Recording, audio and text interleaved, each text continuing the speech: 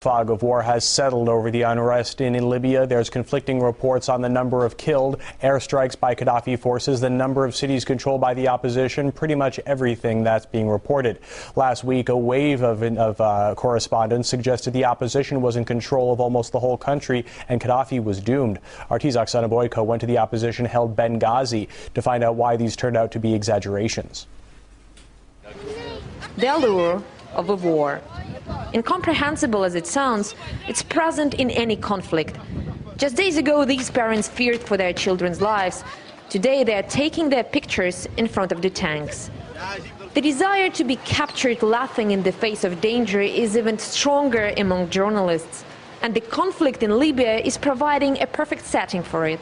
On TV screens, Benghazi may look like the center of the rebel resistance. The country is waking to another day of chaos. Gaddafi may have lost about half of his country. They watched these bombs fall from the skies. But in reality, it's more like a seaside resort than a conflict zone. Hotels are fully booked with journalists, and residents go about their daily lives. Here, boys are looking for new things to play with. Toy guns are in ample supply.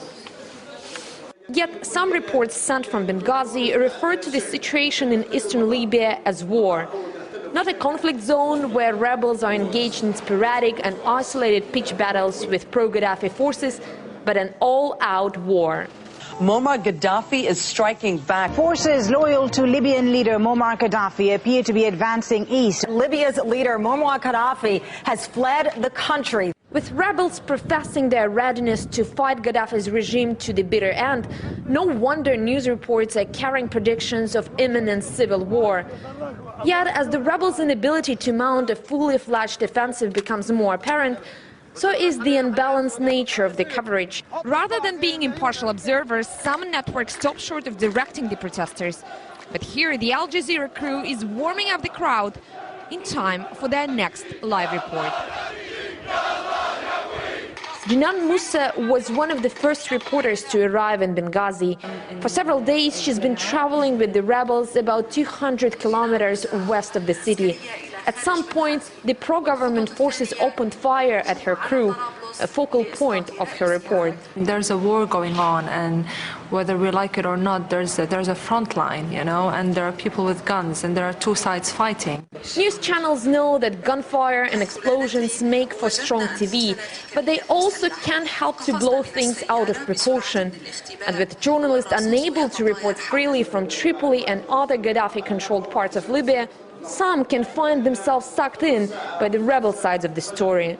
The rebels are just opening up to journalists. They just love them, and just whenever they take one city, we go with them, and then we go into the other city.